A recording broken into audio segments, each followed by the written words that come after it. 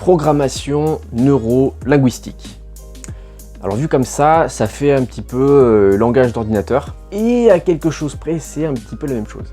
C'est-à-dire que la PNL part du principe que nous percevons le monde à travers nos 5 sens.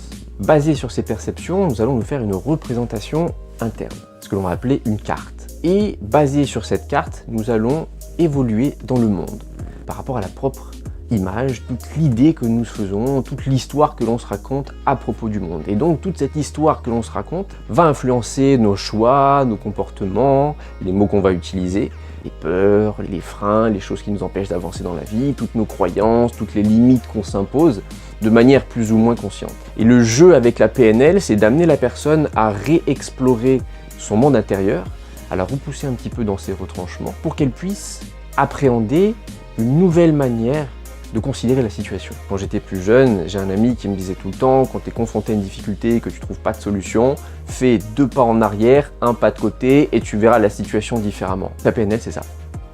Considérer une situation différemment pour explorer de nouvelles perspectives, développer de nouveaux comportements. Einstein disait, la folie, c'est de faire toujours la même chose et d'espérer un résultat différent. Bah la PNL, c'est pareil.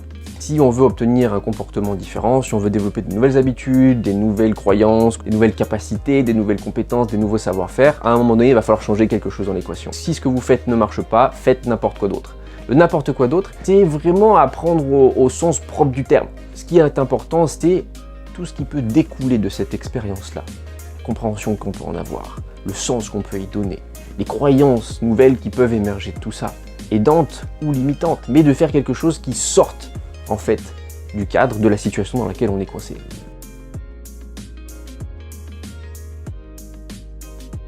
On est en 2021, j'ai le cabinet qui tourne, tout se passe bien et je m'aperçois qu'en médecine chinoise, je commence à avoir de plus en plus de demandes de personnes qui viennent me voir pour du stress par rapport à tout ce climat anxiogène qu'il y avait eu avec le Covid, la sortie du confinement, tout ce genre de choses. Et oui, je peux travailler en médecine chinoise pour gérer un peu le stress, la mélancolie, un petit peu les gens qui sont au raplapla, tout ce genre de choses. Donc on peut arriver à bosser dessus et ça c'est cool, j'ai de bons résultats avec ça. Mais j'ai de plus en plus de demandes, des gens qui sont un petit peu perdus dans leur vie, savent pas trop où aller, ou au contraire ils aimeraient bien développer tel ou tel aspect de leur vie, un objectif, des nouvelles compétences, une nouvelle mission de vie, un chemin de vie. Et je m'aperçois qu'en médecine chinoise, j'ai pas les outils pour ça. Je peux arriver à les apaiser pour qu'ils puissent eux-mêmes trouver leur propre chemin, mais j'ai pas vraiment les bonnes questions, j'ai pas la bonne approche, je sens qu'il me manque quelque chose. Et puis ça tourne comme ça pendant 1 semaine, 2 semaines, 3 semaines.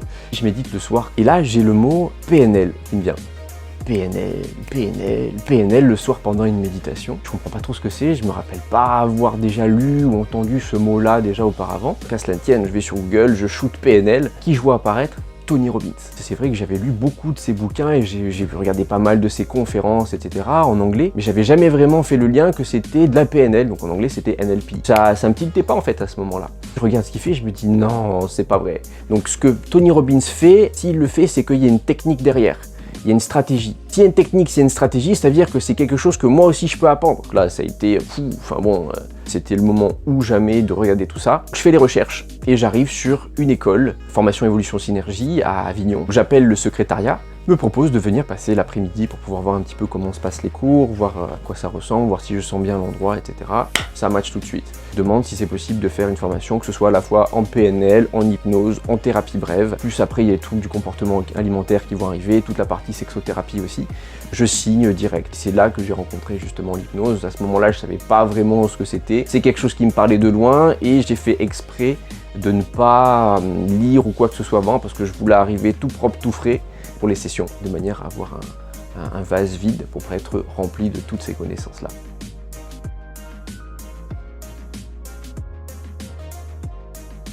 C'est déjà pas mal.